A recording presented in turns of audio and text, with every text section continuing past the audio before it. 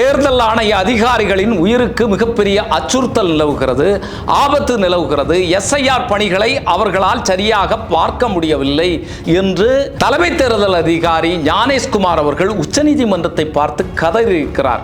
அதே வேளையில் மேற்கு வங்க மாநிலத்தினுடைய தலைமை தேர்தல் அதிகாரி ஞானேஷ்குமார் அவர்களுக்கு ஒரு கடிதத்தை எழுதியிருக்கிறார். இந்த சம்பவங்கள் எல்லாம் ஒரு பரபரப்பை உருவாக்கி இருக்கிறது. ஏன் தலைமை தேர்தல் ஆணையம் உச்சநீதிமன்றத்தில் ஒரு பிரமாண பத்திரத்தை தாக்கல் செய்ய வேண்டும்? என்ன அச்சுறுத்தல் அவர்களுக்கு நிலவுகிறது?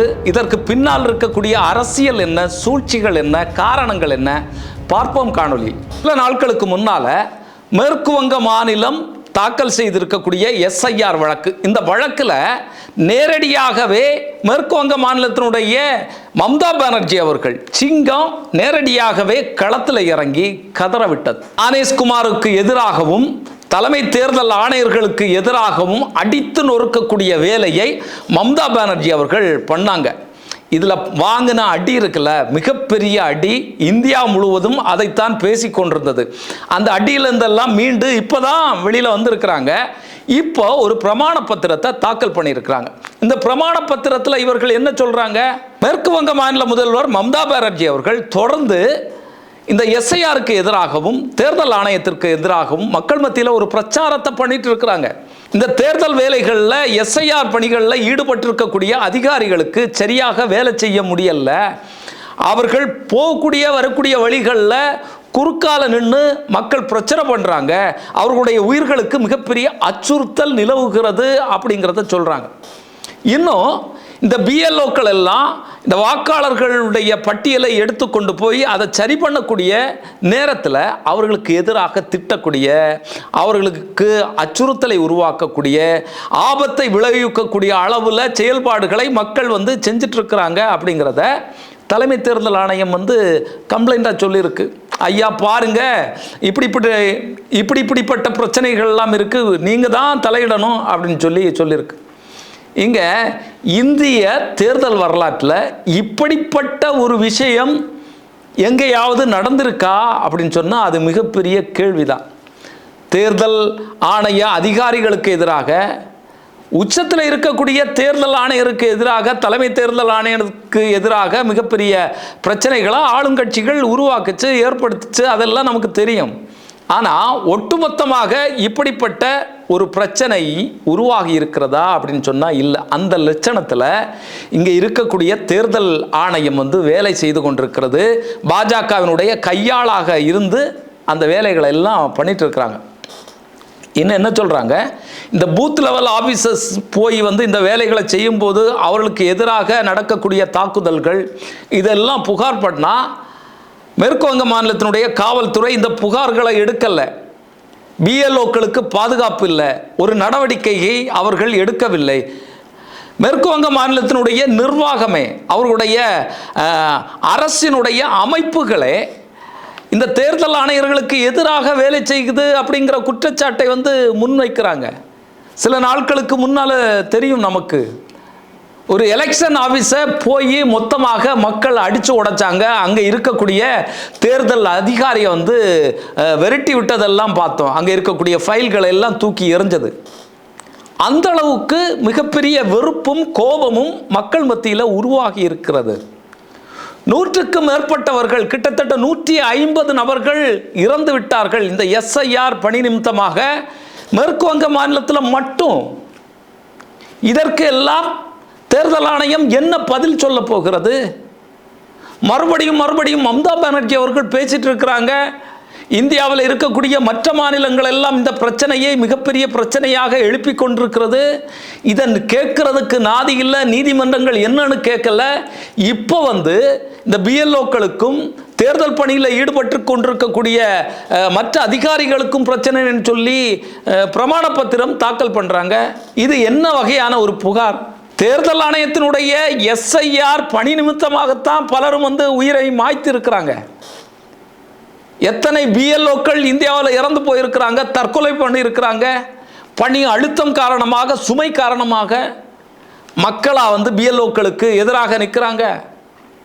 எல்லா காலத்திலும் இந்த பிஎல்ஓக்களை வரவேற்று வாங்க எடுங்க பேசுங்கன்னு சொல்லி என்னென்ன ஆதாரங்கள் உண்டோ எல்லா ஆதாரங்களையும் கொடுத்து சுமூகமாக நடைபெற்று கொண்டிருந்த ஒரு நடவடிக்கை தானே இந்த சரிபார்ப்பு நடவடிக்கை.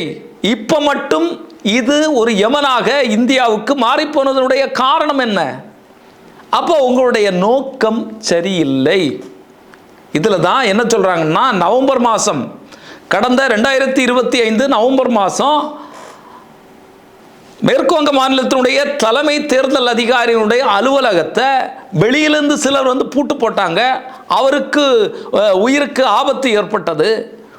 ஒய்பிரிவு பாதுகாப்பு இந்தியாவிலேயே ஒரே ஒரு தலைமை தேர்தல் அதிகாரிக்கு தான் வழங்கப்பட்டிருக்கிறது. அது மேற்கு வங்க மாநிலத்தினுடைய தலைமை தேர்தல் அதிகாரிக்கு. அப்படின்னா மேற்கு வங்கத்தில் எந்த அளவிற்கு சட்டம் ஒழுங்கு பிரச்சனை இருக்கிறது, இந்த தேர்தல் ஆணைய அதிகாரிகளுக்கு மிகப்பெரிய அச்சுறுத்தல் இருந்து கொண்டிருக்கிறது அப்படிங்கிற கேள்வியை இவங்க முன்வைக்கிறாங்க. மம்தா பானர்ஜி அவர்கள் பேசி பேசி தேர்தல் ஆணையத்துக்கு எதிராக மக்களை திருப்பி விடக்கூடிய வேலை செய்கிறாங்க. இன்னொன்று, ஒரு அச்சுறுத்தலை ஏற்படுத்துகிறாங்க மக்களுக்கு. இவங்க பேசி பேசி தான் நம்முடைய பேர் வந்து இந்த வாக்காளர்கள் பட்டியலில் வராதோ, நம்மளுடைய பேரை வந்து நீக்கக்கூடிய வேலையை இந்த தேர்தல் ஆணையம் செய்துட்டு இருக்கோ அப்படிங்கிற ஒரு அச்சுறுத்தல் வந்து மக்களுக்கு ஏற்படுது. அதன் மூலமாக மிகப்பெரிய குழப்பம் வந்து அங்கே நிலவுது அப்படின்னு சொல்லி தேர்தல் ஆணையம் பேசுது.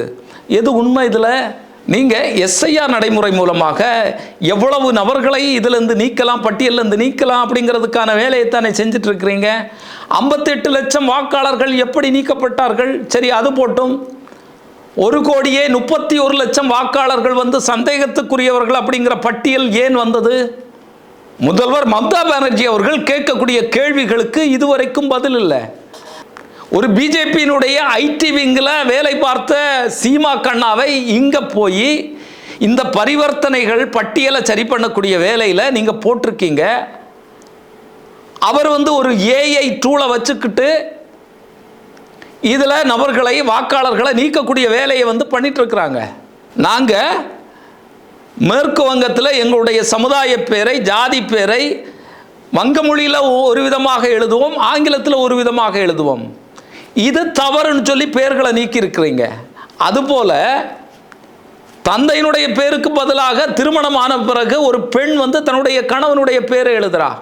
அப்போ இதில் ஒரு பிரச்சனை ஏற்படும் போது இதையெல்லாம் பார்த்து சரி செய்து உண்மையிலேயே இவர்கள் பொய்யார வாக்காளர்களா அப்படிங்கிறத நேரடியாக கண்டறிந்து சரி செய்யணும்.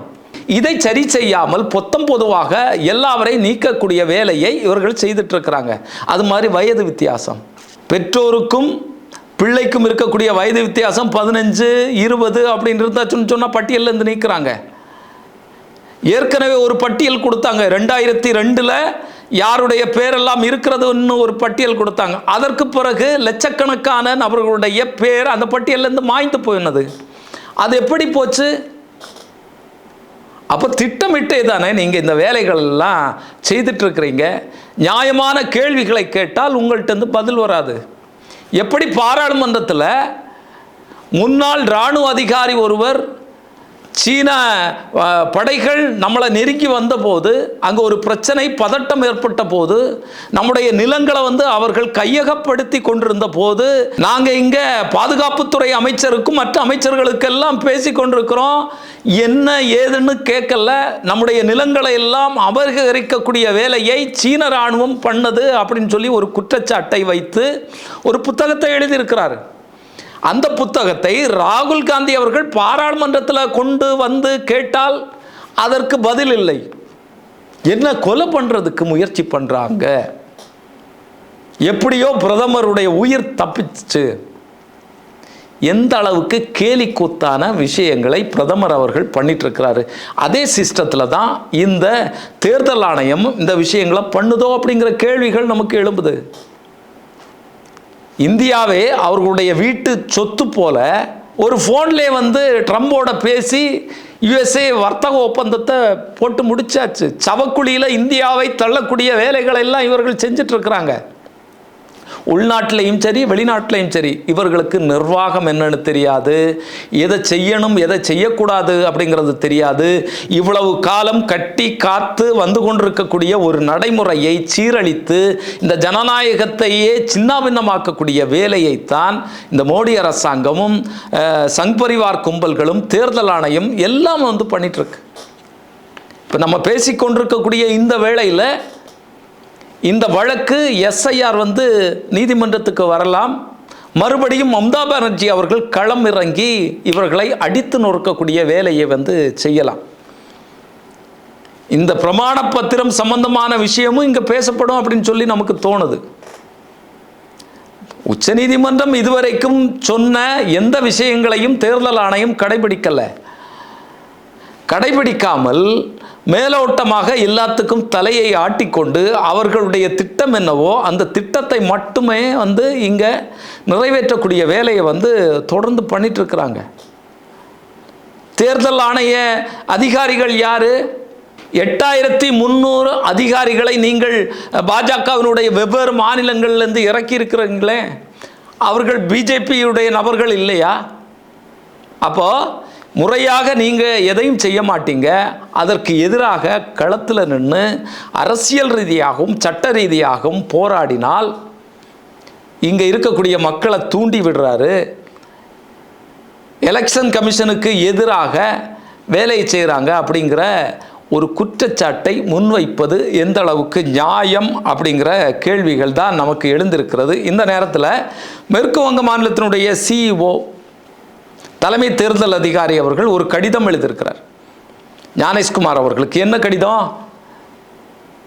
இந்த எஸ்ஐஆர் நடைமுறை இப்போதெல்லாம் நடத்தி முடிக்க முடியாது. இந்த அதிகாரிகள் எல்லாம் குறைவாக இருக்கிறாங்க, அலுவலகங்கள் குறைவாக இருக்கு. அந்த அளவுக்கு அதிகமான வாக்காளர்கள் இந்த பட்டியலில் தங்களுடைய பேர் இல்லாதவர்கள், சந்தேகத்துக்குரியவர்கள் சொல்லி நம்ம சொன்ன நபர்கள் எல்லாம் வந்து கியூவில் நிற்கிறாங்க. ஆவணங்களை எல்லாம் சரிபார்த்து மறுபடியும் இதை வந்து சீரமைக்கக்கூடிய வேலை இருக்குது. அதனால் இப்போதெல்லாம் இந்த வேலையை நம்ம வந்து முடிக்க முடியாது, ஒரு வார காலம் கூட அவகாசம் வேணும் அப்படின்னு சொல்லி தலைமை தேர்தல் அதிகாரி ஞானேஷ்குமார் அவர்களுக்கு கடிதம் எழுதியிருக்கிறார். இப்போ ஏற்கனவே வந்து கால அளவு நீட்டிக்கப்பட்டது, மறுபடியும் கால அளவு நீட்டிக்கணும் அப்படின்னு சொல்லி தேர்தல் அதிகாரியே கேட்குறாரு. அது மாதிரி உத்தரப்பிரதேசத்திலையும் அவர்கள் வந்து கால அளவை கூட்டி தரணும் அப்படின்னு சொல்லி அங்கே இருக்கக்கூடிய தலைமை தேர்தல் அதிகாரி வந்து கேட்டிருக்காங்க. இப்படி பல்வேறு மாநிலங்களையும் மிகப்பெரிய பிரச்சனைகள் நிலவி கொண்டிருக்கிறது. தமிழ்நாடை பொறுத்தளவில் எப்படி என்ன ஏது அப்படிங்கிறதெல்லாம் தெரியல. இந்த பட்டியல் வரும்போது தான் தெரியும் நமக்கு மிகப்பெரிய அதிர்ச்சிக்குரிய விஷயங்கள் நமக்காக காத்திருக்கிறதா, இல்லைன்னா நியாயமான முறையில் இதெல்லாம் சரி செய்யப்பட்டதா அப்படிங்கிறது தெரியும். தமிழகத்தில் இன்னொரு அச்சுறுத்தல் இருக்குது. வட மாநிலங்களுடைய தொழிலாளர்களை இதில் நயவஞ்சகமாக இணைக்கக்கூடிய வாய்ப்பு வந்து இருக்குது. அதற்கான அச்சாரத்தை வந்து தொடக்கத்திலேயே வந்து இந்த எஸ்ஐஆர் வந்து தலைமை தேர்தல் ஆணையம் போட்டுச்சு, அதிலேயே பிரிண்ட் பண்ணி வந்துருச்சு. பீகாரில் உள்ளவர்கள் எல்லாம் அங்கே இருக்கக்கூடிய பட்டியல் இருந்தால் போதும் இங்கே சேர்ந்துக்கலாம் அப்படின்னு சொல்லி. அப்போது அப்படிப்பட்ட வேலைகள் எல்லாம் செய்தார்களா அப்படிங்கிறதெல்லாம் போக போக தான் தெரியும். நிச்சயமாக மேற்கு வங்கத்தை பொறுத்தளவில் இது மிகப்பெரிய ஒரு யுத்தமாகத்தான் மம்தா பானர்ஜி அவர்களுக்கும் தேர்தல் ஆணையத்திற்கும் நடைபெற்று கொண்டிருக்கிறது. இதில் வெல்வாரா மம்தா பானர்ஜி அவர்கள்? தொடர்ந்து பார்ப்போம் என்ன நடந்து கொண்டிருக்கிறது என்று. மீண்டும் ஒரு காணொலியில் சந்திக்கும் வரை நன்றி, வணக்கம்.